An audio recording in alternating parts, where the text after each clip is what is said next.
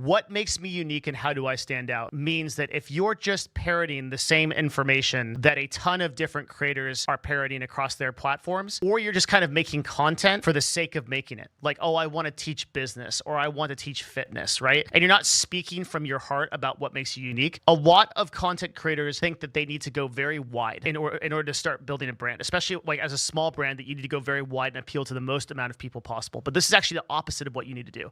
What you need to do is you need to focus on a niche of people, a specific niche of people that are going to identify very strongly with what you're trying to say. So you might start out just appealing to people within a 5-year age demographic and one particular gender. Or you might start out with people who only buy a certain type of thing. Or you might start out with people who are only interested in one subsection, like painting Warhammer 40K figurines, okay? Like it's going to be something pretty niche. And from there, you're going to build that out. As it gets bigger, you'll figure out how to reach larger and larger audiences. Or maybe you'll be fine with just the audience you have, and you'll find ways to monetize that audience effectively. Either way, though, in either case, you have to answer the question, what am I going to bring to this that is going to make it unique? Like if you want to be a full-time content creator, I think generally you should try to create content offline or evergreen content 70% of the time, and you should stream 30% of the time. There's a kind of like theory on Twitch, which is like more is better, and that is just not true. We at Nerd Fusion, we have a bot that sits in Twitch chats. Any Twitch chat that's above 12 viewers, it lives in, aggregates data on those people. So we have we probably have better data than Twitch does, all this information. So I can tell you that streaming more hours doesn't mean a better broadcast. Like does not necessarily mean more viewers. Streaming consistent hours does. If you stream the same time, that definitely equals it out to more viewers. I need to learn that myself and stop playing Jedi Fallen Order until 4 a.m. and actually get in stream on time. But like if you stream at 9 a.m. every day, and by the way, just as like a quick stat, 6 a.m. PST to 12 p.m. PST is the best time to stream on Twitch because it's the lowest number of streamers. And the reason for that is because streamers can't be fucked to get up before 4 p.m. So if you can, you'll be better.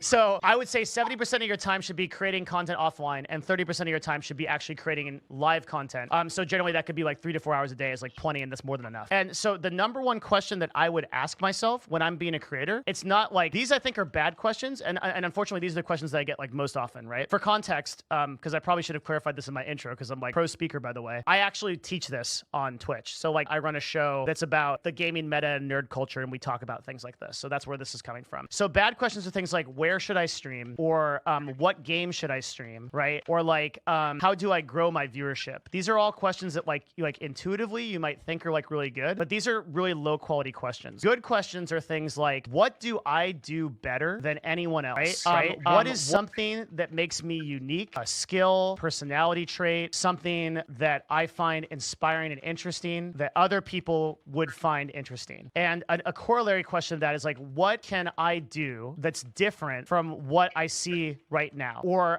something I encourage for people that are trying to do entrepreneurship, what problem can I solve that's not being solved right now? So if you look at my stats, this website that we're going to use called Solely Gnome, we're going to pull up my stream and we're going to look at the last 30 days. So right now, my average viewers are up 52%, right? My hours watched are up 150%, my follows 300%, and my peak viewers 190%. And these are pretty good stats, right? So why did this happen? The answer was because I asked myself this question. I said, what problem can I solve that's not being solved right now? And what I realized is that there was nobody on Twitch that was doing game industry news well. I think that there was a really great content creator who used to do this, and his name was Total Biscuit. But unfortunately, he passed away from cancer. He was a person I met a couple of times. I didn't have like a real connection to him like some of my friends like Sean Plott did, but he's an amazing individual that did a lot for our industry.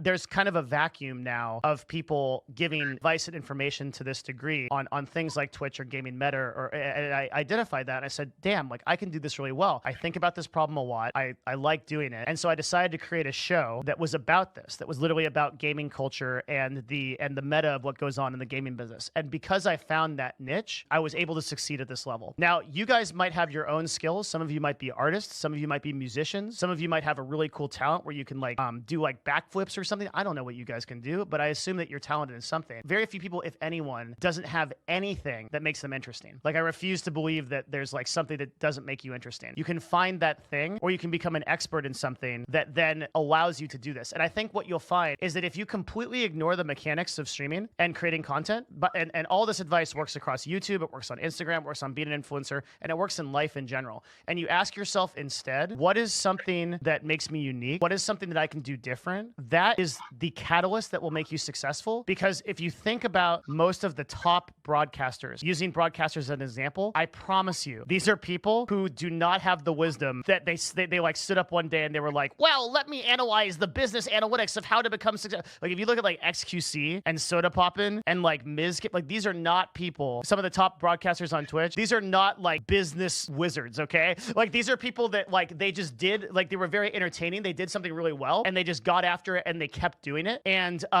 they provided value in that way. Does it make sense to stream on X because it's still too early because it needs more work? If you are able to, you should be multi-streaming to as many platforms as possible. I mean, YouTube and Twitch are the bare minimum, but like if you can, you should be doing TikTok live through Studio and you should be doing X if you can. Yeah. I don't know, you won't get that much discovery, but like for a person with like 10 viewers, one viewer is a 10% increase in your total stream. Like people have to think about that. So yeah, multi-streaming is very good. Another really interesting thing about YouTube is you can syndicate your YouTube content to Facebook. And this is something that a lot of people don't think about. So when I say syndicate, what I mean is you upload the video to YouTube, you post it, then you upload the same video to Facebook as a separate video, not as a share, because it has different, it works in the search algorithm differently. There is a book called Blue Ocean Strategy. I will make it so that you guys don't have to read this 280-page book in 2 seconds. Here's the idea. Okay, ready for this? Imagine that you're a shark in the ocean and there's not that many sharks in the ocean. Here's shark 1 and shark 2. And then imagine there's another ocean and the ocean is red with blood because lots of sharks are eating all the fish there. And there's like tons sharks in this ocean, okay? The idea is literally, I'm just gonna save you $15 for this book. Try to be in this ocean, don't try to be in this ocean. Try to be in the blue ocean, don't try to be in the red ocean. The way that this translates into streaming, and to answer your question, right, is there are a lot of people uploading videos to YouTube right now. A lot of people. Some insane number of minutes watched, like every minute watched. There are not a lot of people that are uploading videos to Facebook at all. But there's a lot of people on Facebook. There's 2 billion people on Facebook, but not a lot of people that are creating there. If you upload a video to Facebook, that's Blue Ocean Strategy. If you upload a video to LinkedIn, that's like 5-head super brain Mensa shit. Because like now you're like really ahead of the game, right? Because like nobody's uploading on LinkedIn, but everybody's there. So like one of the things that I realized a couple weeks ago when I started doing content strategy marketing on LinkedIn, I realized that I do business content like this. This would be really good as a platform for LinkedIn. And how many people do you think are creating content on LinkedIn? Like nobody. But there's a lot of people that use it because they're trying to find jobs or things like that. So if you go where other people are, but not where all the marketers are, because marketers screw up everything, it's really effective. Another good example for this right now is TikTok. TikTok is like a fantastic place to be as a content creator right now. Then like it'll be like something else. 2 years ago it was Musical.ly. Before that it was Instagram. Before that was Facebook. You always want to be ahead in the game in the way. That's Blue Ocean Strategy. So I think that like uploading the video to YouTube and to Facebook, you can always think like, why not both? A waiter comes to you and says super salad, you say, I want both. 1,000 True Fans is a blog post by a guy named KT Rolster. But let me just explain the concept real quick. So most people, when they think of becoming an influencer, right? What they think of is they think of, I want to have millions of fans. Like you want to be like, and then that's how I'm going to become successful is I'm going to be like really famous. But let's say that you have 1,000 people, but each one has a yearly value of $100. All you math majors in class, how much money is that? It's $100,000. Twitch chat, this is why you should go to college, okay? That's $100,000 a year. That's a pretty good amount of money. So you have 1,000 people only. Let's say they're on Patreon, but they're willing to give you $100 a year. Not a month, not a day, a year, right? Like per year. So like maybe they buy 2 products from you. Maybe they donate that much. So all you really need is 1,000 fans to make beyond full-time income. So I think the reason why this is really important is because a lot of people, they focus on being big. They focus on going wide, right? Like there's 2 ways you can build a Tesla car. You can make the Model S, which is like for luxury. It's like for specific people. You can make the Model 3, which is for everybody, right? In theory, but we still can't afford them because they actually cost a ton of money. Some of my best advice that I could possibly give, like tactical advice about actually creating content and being an influencer, is focus on core community that you want to speak. I'm not trying to get all the like React people that enjoy content where like I react to like YouTube TV shows and stuff like that, right? I want a very specific type of person in my community, and I've identified that very early. And I acknowledge that that is not going to get me. I'm not going to be a 20,000 viewer streamer, right? I'm not going to be XQC, and I'm not going to be, and I'm totally okay with that because I acknowledge that having that core community is going to make me more successful faster than if I try to become a 10,000 viewer or a 20,000 viewer person, which is likely not to happen because the statistics around that are just impossible. So the short of this is that if you focus on creating a community of people that understand you and that are driven towards your success, that is going to be way more effective than if you try to go wide and you try to reach out to like 20,000, 30,000 people, become this huge streamer, which is almost impossible to do. I think a lot of people try to think of streaming as like, okay, I'm going to have like 10,000 viewers. And it's like, well, number one, if you just run the numbers on that, right? I mean, there's so I'll give you like a really scary statistic. The top 0.001% of Twitch is defined as 400 viewers or more. I assume right now I'm above that. That literally means I'm the top 0, much less the top 10,000. So like that should scare you a lot, which is like, okay, like, man, if I want to be a content creator, that's what I'm up against, right? There's 3 million broadcasters. So if you want to be a 10,000 viewer streamer, thinking about that if you're currently at 0 is going to be daunting and you're just going to lose your mind. You're never going to do it. But if you think about, okay, I just need 1,000 people that know, like, and trust, becomes a way easier problem to tackle. I want to talk to you about long form strategy and syndication strategy. So what is syndication? I use that word a lot. Syndication is taking a piece of content and pasting it, copy paste, somewhere else. Super simple. I take a 4-minute video that I do and I also put it on Instagram. Why? Because the idea is that there is a different user base there and there are people that are going to consume that differently than what they found. They never found it on the other platform, right? There's so many different people in the world that the impressions that you get on Instagram versus the impressions you get on TikTok versus the impressions you get on YouTube or Facebook are going to be completely different. And you can apply this anywhere. So like there is no functional reason why YouTubers should not put their videos one-to-one on Facebook. The only reason is laziness, which is why I don't do it. That is literally, there's no reason, right? That like it's going to be a separate audience. It's going to be people that are going to check you out that didn't find you before. Syndication is a great strategy. Typically, how a lot of content creators are doing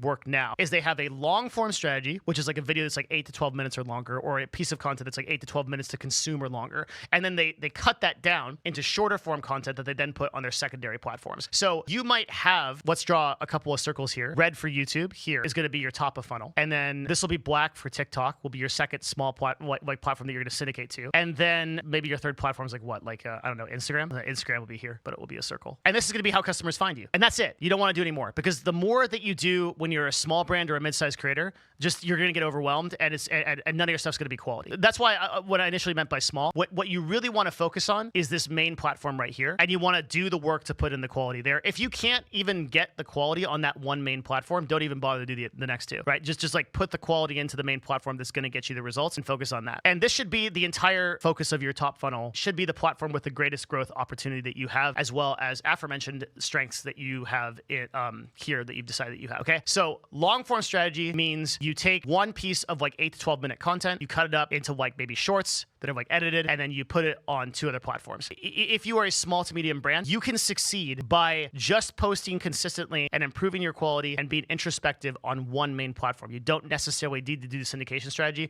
The syndication strategy for smaller creators is usually so that you can, there's a lot of creators actually that they start on one platform, but they actually belong on another. So what syndication strategy actually does is let's say that you start on something like YouTube, but then you do a short and your TikToks take off and you're like a huge TikTok creator, didn't even know it. Syndication actually allows and increases the probability that you're going to succeed. A lot of people, streamers, for example, when you start a 0 viewer stream, you should stream to like 15 different platforms.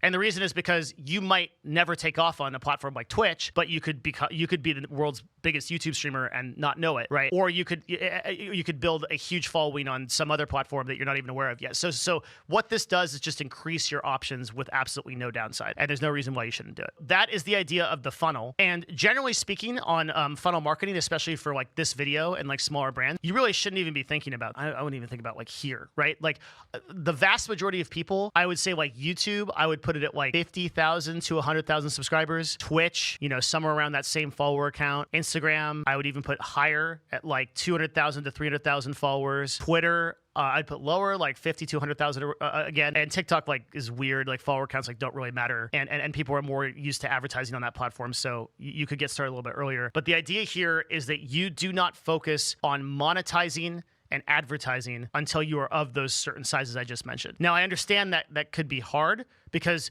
you're probably thinking about, I want to make money immediately. I'm here to tell you something very important, which is something that I'm going to reiterate from the beginning of the video. If you are expecting instantaneous results on building a brand, that is a loser mentality and you are not going to succeed. It is really hard to build a brand. Building trust in other human beings is something that just innately doesn't come on the first or second impression. We're going to talk about Devin's 3 pillars of content creation success. So I think if you want to create successful content, you need these 3 C's. First C, creation. Create compelling, evergreen content. Okay, this is probably one of the most important things I'm ever going to tell you. Out of the people that said they want to be influencers, how many of you want to be actual Twitch streamers? Your number one mistake is you might think that you're going to get viewers on Twitch by being a streamer on Twitch, because that makes sense, right? Freaking wrong. No one's going to watch you on Twitch because Twitch is not inherently a discovery platform. Prove this in like 2 seconds. Check this out. So let's go to Twitch right now. We're going to go to the directory. We're going to go to the browse page. Okay, and we're going to look at Fortnite. We start off and we look at these guys, 29,000.7 people, 21,000 people. Cool. But let's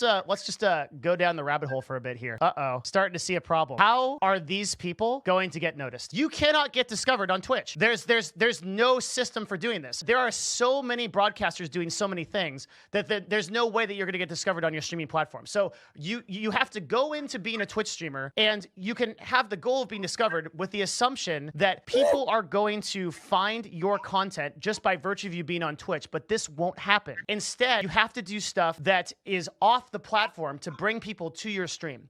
And the number one way to do that is to create content that lives somewhere. When I say evergreen, evergreen means the content lives somewhere, right? A VOD doesn't really live somewhere. In theory, it does. You can go to Devin Nash, or twitch.tv/Devin Nash, and you can go to like my videos. But the truth is that most people are not really gonna watch this content after it's been created. You can see it's got like 300 views, 200 views, things like that. Go to my YouTube channel now, right? And compare it. The same content on YouTube is getting 11K, 18K, 5K, 12K, 47K, 207K. Good video. Like the same content is actually getting those views there because this content lives somewhere and it has a theme. So the first thing you need to do in the 3 C's of content creation success is you have to create content that actually lives somewhere. That means that can be Instagram. That means that can be YouTube. It can literally be anywhere else besides a streaming website. Literally anything where content lives. That's number one. The second thing on creation is create unique narratives and events and themes. One of my favorite streamers on the platform right now is a Twitch streamer named Hotchubby. Hotchubby is a Korean girl who has recently become very successful. Her numbers are like insane. And what she does is she prepares a show, every show, where she does something fun with her viewers. So for this show, she's actually playing piano. And then for thank you so much another show, she might do something completely different where she has a show.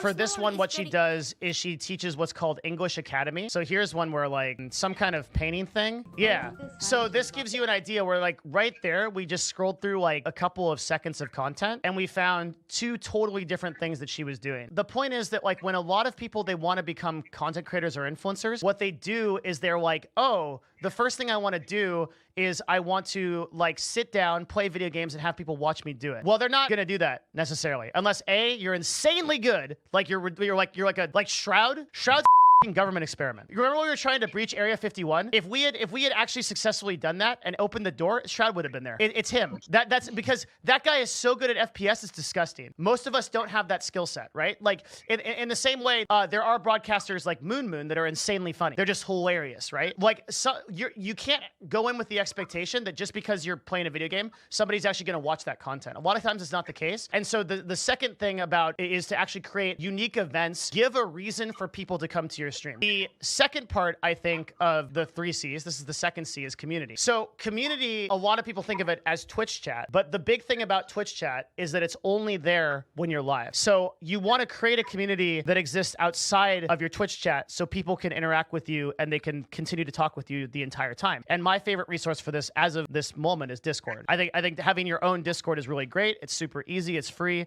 It's pretty easy to get a partnered server, but some other options that people may not like recommend as often, newsletters, and really any way to make an impression on your supporters. So when I say impression, does everyone know what I mean by that? Okay, so like an impression is one hearing about you. Your goal should be, and we were actually talking about this earlier on the stream, the more impressions you can get, the way that like a person like will actually find your stream. Let's say somebody hears about me on Reddit and there's a clip about me and they notice me. Okay, that's impression number one. Then they're on YouTube randomly and they get recommended a video from me that's about esports and they watch that. That's impression number two. Then they might be on Twitch and they see that I'm streaming in a category and that's impression number three. And that's when they decide to check me out. That's how it works to get people into your community.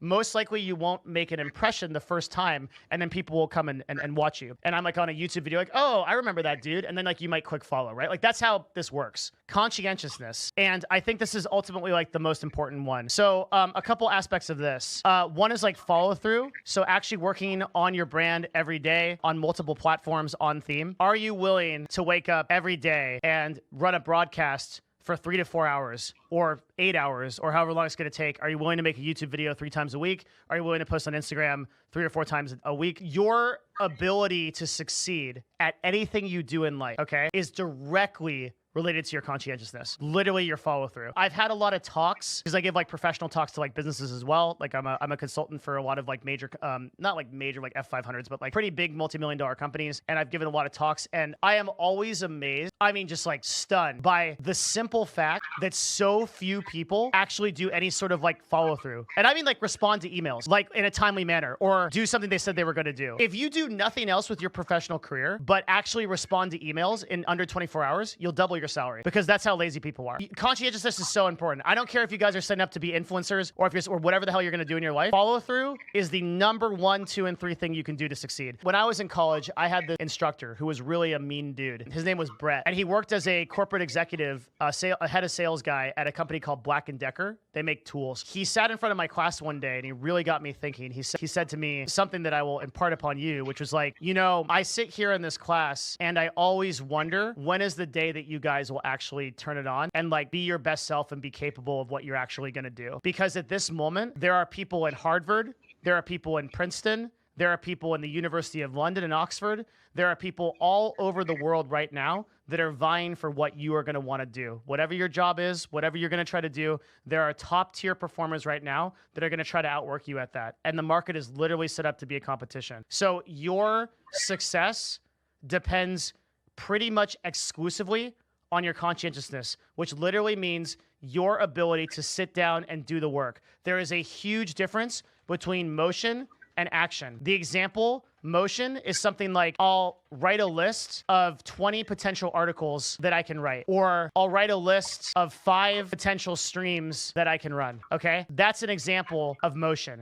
Action is I'll actually write an article and post it on LinkedIn, or I'll actually stream today for 4 hours for a cooking stream. My friends, your difference between success and failure in your life is this tiny notepad chasm right here. And if you're going to be an influencer, it is that much true. Posting an image on Instagram, that's a thing. That's something that happened. You created a result. Posting a post on Twitter, making an actual stream. One of the number one things I run into, because I get 20 to 40 emails a day from people that are like, Devin, I want to be a streamer. I want to be a YouTuber. I want to do this with my life. I want to be a graphic designer, an engineer. What can I do? I've tried everything and I'm not out of idea. I'm out of ideas. I literally will pull them up. In the case of streamers, I cannot tell you how many times this has happened. The people in Twitch chat, they can confirm. They've watched me do it tons of times. Twitch streamer goes, man, Twitch has it out to get me. You know what? I can't get any viewers. Sucks. I don't get anything. I never get discovered or nothing. I literally go on to their stats and they have streamed 10 hours in a month and they're playing Doki Doki Literature Adventure at 3 a.m. to no one. And then they wonder why they're not successful, right? It's putting in the work. Nothing will supplement hard work. Nothing I say in this talk will actually make a difference in terms of hard work unless you do it. So conscientiousness is literally the most important thing. Part of conscientiousness, by the way, is the willingness to tolerate, in terms of influencers, what you're gonna have to deal with. Like, are you willing to represent yourself to the world and deal with all the implications of that? Are you willing to take on trolls in real time that are going to literally try to misrepresent you and destroy you? Are you willing to completely reinvent yourself if necessary? I was totally boring as a broadcaster. I took improv classes. I took comedy classes so I could get better at this. I literally did that. Like, right? I reinvented myself because I was boring as fuck and nobody cared. And then I think like, and this is like some heavy shit, people in like the college class are like, God damn, I didn't sign up for this. Like, but like literally, like, are you willing to actually stand for something and try to fix something or make something interesting and cool instead of hide and hope that other people will do it for you? because that's what being an influencer is about. It means that you stand up and say, I believe in this. I'm going to do this thing. And that, I think, to the people in the audience that I'm trying to get the right message to, it should be inspiring, right? That you do have the ability to do that. But for some other people, it's scary. It's not for everybody. I think about these things when I set out to do something. And when I start my stream every day, I'm trying to think, what difference am I going to make? Why does this matter, right? Some people, they start their stream, they get 20K viewers, and they're just like, I'm just going to play video games today. It's fine too. But the more that I talk to those people, and now I'm in kind of like a unique position where I get to talk to those people, and I have like, it's really cool. Like a lot of my friends are like these kind of like top streamers and stuff. It surprises me how often they think about that too, where they think about the difference that they're making and like the positivity. And you might be really surprised. Like, I've said some really heavy shit in the last 5 minutes, but I'll tell you, like, one of the most rewarding things about this, and I see this happen to other broadcasters, is the number of emails and positive comments I get that are just like, hey, you know, I was kind of lonely, and I've kind of had like a tough time, but the positivity that you channel through the stream every day and like what you bring to the table, it uplifted me a bit. It made my life a little bit better. And that makes everything worth it for me. It's like one of those people is like worth their weight in thousands of trolls that will like misclip me or mispost me or you know, post some like hate threads about me or whatever. I'm at a point in my career at this point now where I can expect, actually, I'll give you a really interesting thing. If I want to look for negative comments on myself, and I want to do that, and I don't want to stop doing it, I don't think there is a limit to that at this point. So if I just start wanting to find, I don't know why I would do this, but if I want to start finding negative comments on me, I could just continuously delve into platforms. Reddit, I can search my name, YouTube, Dexterity articles that are misposted about me. We can just go down that rabbit hole. There is no limit to that. But what keeps me doing this every single day is the small possibility that I might inspire somebody for the positive. And I think that makes the whole thing worth it. How you talk to and interact with people that are following you. You want to actually provide real value and real trust to them before they engage and go sink down this funnel. Ideally, you should really hate to ask people. I think the best content creators in the world hate to ask people this stuff. The reality is you got to get paid. And that's just business. For a lot of content creators, advertising is not going to be enough for them, especially on platforms outside of YouTube, where there are some YouTubers who just make money off of ads and they're pretty happy with that. But generally speaking, not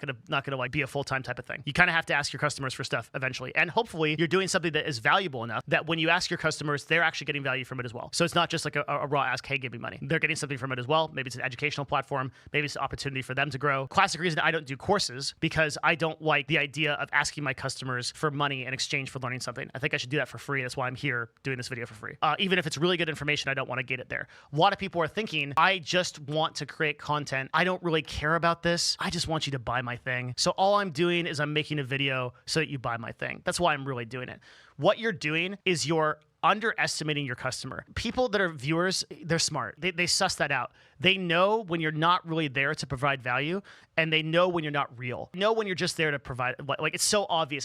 And the problem is I can't describe how it's obvious. There's something inauthentic. There's like a lizard brain thing that like, and I know all of you that are listening to this, you've encountered it and you know it. You know when somebody is kind of BSing you, it's not fitting right, and that they're not really there to provide value. They just want something from you. Just like in real life, like you know when somebody comes up to you and is not about to provide you value, they're about to ask you for something, or they're about to sell you something you don't want to buy. There's that feeling of kind of sleaze in that you want to get rid of. So if you're in that mindset and you're here to make a quick buck, brand building is not for you. I'd recommend direct response marketing or paid advertising. That's a much better field for that. Some kind of direct sales where it's just like, hey, here, like it's like the scales, right? The value of what I'm offering is just going to be based on the product or service. That's it. But brand building is really for people that want to build a trustworthy relationship with their audience and do not, hopefully in the long term, don't want to screw them over. You want to provide actual value, whether it be entertainment or education, and you're in for the long haul on that. If you are really one of those people, and we need more of those people in the world, then you really should only be thinking about this for absolutely as long as possible. If you are still thinking about growing, then thinking about this kind of stuff should be absolutely tangential. Do not think about it if at all possible. Use the techniques here and really try to add, what I keep saying that word over and over again, just adding value. I mean, just like sitting back and thinking about what is something that I can say that will really move the needle for this person, or some kind of experience that I have, or some kind of information that I've come across, video that I've watched, cool clip that I've seen, funniest comedy sketch that would make this person's day, and send it to them with no expectation in return. And you'll find, I think, over time that you'll build authentic relationships with people, just like you would if you were doing this in real life, trying to build a friendship. It takes that kind of work and it takes that kind of time. And it's hard. It has to be hard or everybody would have a brand following. And the reality is like every single person on earth only has 24 hours a day and they can't increase that amount of time. And they've got to devote a bunch of that time to a whole bunch of stuff they can't help, like sleeping, family, obligations, job. So what is going to be the thing that somebody is going to give you their absolutely precious attention for?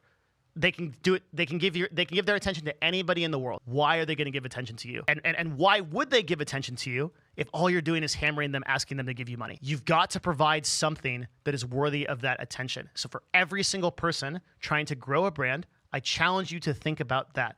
What is the thing that is going to make it worth that person's attention and time that I know I'm taking from them, that I can provide them that value back 10x, 50x, 100x. How about on like Reddit? How would we use this kind of principle? So subscribe to and post in subreddits and add actual value. Choose 3 to 5 subreddits that relate to what you do and post there. Now, it's especially important on Reddit that you follow the don't ask about and promote your own stuff. Reddit hates that. Subreddit admins hate that even more. If you are going to do it, follow the general guideline of 10 to 1, which means you post 10 times value with no ask or advertisement and maybe 1 time your own video. There are a lot of people that have succeeded by not doing 10 to 1 and just spamming their stuff on different Reddits. I mean, you know, your mileage may vary. This is just how I like to do it. I don't generally do like gray hat, black hat marketing.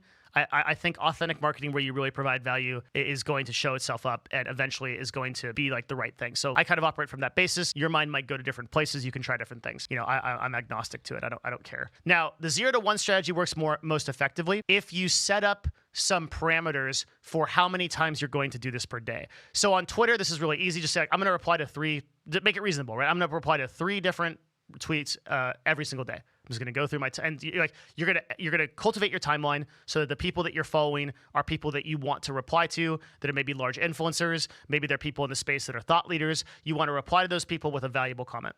Believe it or not, valuable comments stand out everywhere because there's just so much on these platforms is trash. People are desperate to consume good, positive interactions. Almost everything on Twitter, Reddit, whatever, it's just dog water. It's just bad. So if you actually take the time to build valuable comments, post them, you will be surprised that people will click through and they'll start following you. They'll check out the stuff that you have. I've seen this happen again and again with people that are starting from 0. Everybody that is at 0 with their brand or is a middle-sized creator wanting to get more presence or is a person who's trying to, like a middle-sized creator, but they don't feel like they're an expert yet, should be doing this. And it's a very easy strategy. You just kind of set yourself up. You are going to do this by counting the number of times you're going to do it per day. So I might say something like, okay, I'm going to do 1 high-value Reddit post. I'm going to do 3 replies on Twitter, and I'm going to do 1 Quora every day. How long total is that going to take you? Like 15 to 30 minutes maximum. And that is going to be infinitely more effective than the 30 minutes extra you spend editing a video or the 30 minutes extra you spend on your live stream or the 30 minutes extra you spend like on trying to figure out your product market fit or whatever. This is actual hand-to-hand interaction with potential customers, right? It's basically evolved direct response marketing. So 0 to 1 strategy, I think, can help basically almost anybody. I've even seen a lot of large brands engage in this. So if you go and you look at, some of you actually might even be familiar with this, you go look at anybody like Wendy's or Arby's, you'll see that on Twitter, they have 3.9 million followers. If you go to their tweets and replies, they are super, super active, right? So even just like, obviously the guy's not working on, but you can see this person is using 0 to 1, and this is a 3.9 million Twitter account. It's just a person writing stuff that isn't really about Wendy's. Like this person's like talking about music, right? It doesn't have to be. It's just engagement, and it works. So you'll see a lot of companies that have revitalize themselves by building successful social media strategies are doing this. Notably in the gaming industry, there was Coursera and Razer. I'm not sure if they're still doing it because their teams have changed, but previously were gaining a ton of traction by doing this. And Coursera in particular had a very successful Reddit just by engaging people and talking about their questions about their products and things like that. So what's so cool about the 0 to 1 strategy and why it applies to a lot of people that are not only just like smaller creators is that the bigger that you get, the more stuff you have to talk about. So if you have like a product line, you talk about people that are engaging with your product and that are working with your product. They're like, yeah, I've bought your product before. Oh, cool. Tell me about it. Like, what do you do? Right? Like, there's more engagement there. So a lot of like even very large brands can find a way to use this or delegate it out to a person and have that on their social media account. That's 0 to 1. My agency alone, not the collaborative agencies that I work with, but like which gives me tons more data. But my agency alone is just going north of about 100 influencers that we're sponsoring on X. So I have all the backlinks, I have all of their CTR, I have all of their impressions, I have all of the amount of people that are clicking and buying the products across 5 different brands that we are actually advertising for. That's data, my friend. That's what data is. If you were on Twitter and you got 40 likes per post and you went to Blue Sky and now you get 80, I don't care about your opinion. Do you understand? People are saying that I'm the anecdote guy. I'm literally the only one sitting here with actual objective data about what's happening on these platforms. Now, look, that doesn't mean that the Blue Sky isn't good for some people and that Blue Sky won't. There will be, and there is brands and companies that are going to make $30,000, $40,000, $50,000, $1 million a month on Blue Sky. Like, there's going to be people that are killing it on Blue Sky, right? But would I recommend Blue Sky to a new content creator over X? No, I wouldn't, because the chance that you're going to get engagement on X is way higher. The chance that you're going to be more successful is way higher. The chance that you're going to get discovered is way higher. And that's where the conversation is. You can be successful in a smaller pond. You have a much greater chance of doing so on top of funnel platform. Like, okay, so let's use here, literally, this will make sense to most people because I think I'm not explaining this that well. The difference between Twitter and Blue Sky is the exact same difference between Blue Sky and Twitter is the exact same difference between YouTube and Vimeo. So can you make a successful brand on Vimeo? Can you get a following? Can you build what people there can? Yes, you can, but you would be stupid to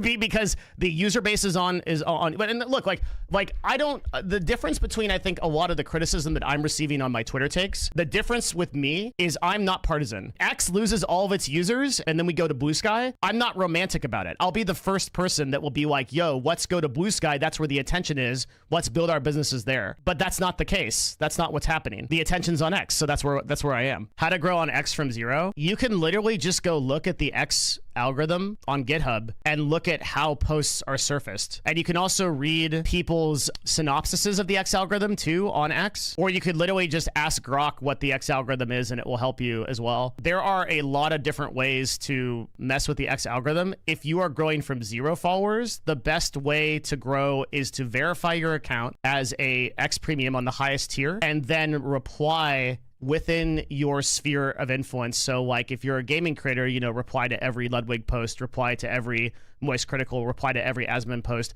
with something that's insightful and adds value. And that will increase your follow count fast. What do you think about cross-posting videos to X? Is it worth it? I don't know. I don't have any data on that. I'm sorry. And I try to only talk about things that I actually have data on. So I can't see any reason not to do it because I don't think it would actually cannibalize your YouTube audience, but like I don't have any actual hard data on it. Will they ever go proprietary on Twitter's algorithm? No, because they literally just opened it. Like part of Elon so they opened up Twitter's algorithm on April 1st. Would you ever cross stream to X? I would, yeah, but I'm just too lazy. What's the relationship between buying TikTok followers and growth? Do these fake followers engage and count as views? Even then, how would these fake profiles indicate to the algorithm who else shows the TikTok content? So for TikTok, buying followers and engagement, fake engagement registers exactly the same on the TikTok platform as real engagement. It's not any different, which makes it a huge pain in the ass to advertise on it. I feel like you're getting paid from X and Musk with the way that you're supporting his bullshit lately. He's ruined the platform. He's got rid of blocking, for God's sake. I wish I was getting paid by Elon Musk, like that Tiffany Fong chick that's like making $30,000 off of ads or whatever. That'd be awesome. I'm not. I just have way better data than you. Let me use an analogy in the streaming world, okay? So do you guys remember the Kai Cenat controversy that happened a couple of days ago with the magician? Kai Cenat had a magician on, and the magician pranked him. Pranked and like did like a really, really bad stunt where he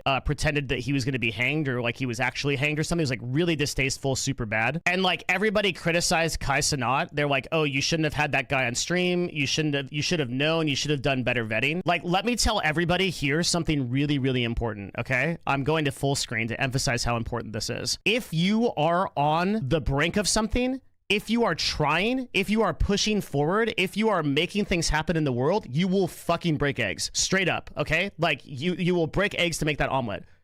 like all y'all that are sitting there like pushes glasses up, like Elon Musk made a mistake on Twitter, or Kai Cenat should get banned off of Twitch. Like, these are people that are making shit happen in the world. So yes, they're making mistakes in real time, but they're not afraid. They're not sitting in a basement like these losers that are commenting on them all day. They're making things happen. So like when I see someone like Kai Cenat make a mistake like that, and he's genuinely remorseful, he's apologizing, it's not like a content play, very clearly it was something he didn't expect or something like that, then he's like, yo, sorry, like we up, but we're going to keep pushing forward. The Mafia-thon continues. We're going to keep going. We're going to keep setting records. We're going to keep doing shit, right? It's like fucking folks won't allow people that are on the brink of doing shit to make mistakes, and that's the fucking problem with this place. Like, as soon as Twitter makes a stupid change, like, yeah, blocking's like a stupid change, okay? He shouldn't have done that. Just like the algorithm originally for the last 7 months encouraged like a lot of botting and made it so that we couldn't even advertise on the platform. Like, yeah, of course that was a mistake, but guess what? They changed it and it's better now, right? Like, the point is they're making changes, and when you make changes, you make mistakes. That's a lesson that you learn as an entrepreneur, but like a lot of people that are like in the sphere of like inaction think that like making changes and making mistakes is not good. One last thing, sorry, because I'm really passionate about this topic. We f***ed up as a society. America used to be about making changes and moving fast and breaking things. And all these fuckers that are like scared of everything and think that like everything needs to be like carefully vetted, like created a bureaucracy where nothing happens. And that's why we're stagnant, right? Like, it's because people won't tolerate change and mistakes in real time, but you have to if you want to be successful. You have to be a little bit scared. People are loyal to a platform where the platform is not loyal to the users. Word, yes. And that's such a mistake. That's what these platforms want you to do. They want you to be loyal to the platform. They want people to be obsessed with X. They want people to be obsessed with Blue Sky. Dun dun dun dun dun dun dun. There it is. X announces peer-to-peer payment service will launch in 2024. So what X is going to do, just like that is, you have to understand, this is all of Elon's blood. This is his backing with Venmo, PayPal, everything he's ever worked on, right? Like, Elon understands payment services and is going to make X into a way to transfer capital. He's going to try to take on Venmo. He's going to try to take on Cash App, and he has the user base absolutely to do it. So that's going to be a huge thing too, and he's going to take that on. That's the future. That's a big thing as well. So like, I don't know, man. Again, like, I'm super willing listen to all the criticism that people have of Elon, and I agree with a lot of it, but I would not bet against him from a business standpoint. I think you are crazy if you bet against Elon from a business standpoint. I think you're crazy. How well do you think he can convert his X users to his payment and make people move over from Cash App and Venmo? Very well. Very well. I think that is a good business idea. And I think that Twitter is better primed to do that service than maybe anybody is, because all you're going to do is you're just going to add payment back and forth. You've already got the DM system. You've already got a culture of people talking in DMs. Like, someone like YouTube would have a hard time implementing this, because YouTube is like a very ephemeral platform, in which I mean that YouTube is users are not really connected together. Like, have you ever DM'd someone on YouTube? I think technically you can do it, but you wouldn't think to do it. You've never like DM'd somebody on YouTube. I think, but like you can DM somebody on Twitter. It's the most normal thing in the world. What do you think of Elon's other ventures like Boring Company and Hyperloop? I don't know enough about them. I guess like I don't want to give you an answer. You know, one of the things I always try to do is like, if I'm informed on a subject, I want to talk about it. If I don't know, I want to tell you I don't know. And I have a lot of good information on X, and we're really working hard on X as an agency right now. So I'm pretty confident bringing this to you, but the Boring Company and the Hyperloop stuff I don't know enough about to give you a good answer. Would all the porn on X make the financial institutions hesitant to deal with X? They're going to become their own payment processor. So they won't even deal with Stripe or those financial institutions. They don't care. They're just going to bypass the whole system. The answer is yes, and you're very smart to recognize that, but they don't care. They're just going to build their own system. That's what Elon's always done, right? Like, look at all of his companies. Elon either takes an existing idea, like Tesla was originally like two founders. He goes, okay, I'm going to build EVs with this, and I don't care about anything else. Or SpaceX, which is like, okay, I'm going to ignore the entire like establishment space industry, and I'm just going to build my own shit. And that's what he's going to do. That's what PayPal was. I mean, PayPal, X is essentially going to be, in his mind, an evolution of PayPal. Now, I don't actually know if it will end up that way, but that's how he sees it. He like PayPal, which is a really great product. I mean, it enables this stream to be successful in a lot of ways, is a separate bank. PayPal basically is its own bank. And that's why, like, if you keep your money in PayPal, Have you ever heard of any of those stories of people of like PayPal freezing your account and like you can't do anything, like your money's just gone? Like you're like, that's because PayPal is effectively its own kind of banking system, and that's what X is going to be. You're going to be able to store money in it. You're going to be able to transfer payments. You're going to be able to like you're going to do it over their own payment system and things like that. It's not going to be like, it's not going to use Stripe as like a backend. Do you think there's some kind of ADL campaign against Elon that affects Visa, MasterCard that would make this really hard for him to do? I don't think so, because I think that if he just builds his own system from the ground up, it won't matter, because like all you'll do exactly what you do on PayPal, right? Is like you'll literally just either ACH or transfer up money from an existing bank account. You'll have a balance that you hold on X, and then you'll make payments. And for people that want and ready for this too, want to know the big sucker, the big stepper, you know what's going to come after that? Full cryptocurrency integration. So it's going to try to be the first really successful, which is what Cash App basically tried to do. But the problem with Cash App is like Cash App has never had existing user base to pull from. They've had to do all of their own organic marketing, and they've done it really well. But X has the existing user base and is going to pull all of that user base over to full cryptocurrency integration, and it's going to pull in USD. Who do you think is going to have the blessing of the administration unchallenged for the next 4 years to do this? No, Coinbase is still going to be awesome. I mean, Trump is actually considering the Coinbase CEO as his head of cryptocurrency, so Coinbase will be just fine. He's already been in the White House. Look, here's the bottom line, okay? If a platform is working for you, if you're crushing it on Blue Sky, making 10K a month on your ecom business, fuck what Devin Nash says. Like, do your shit. Like, seriously, right? But like, my job is to tell you as content creators, as business people, what the highest chance of success you're going to have is. Like, yeah, currently that's on X and YouTube.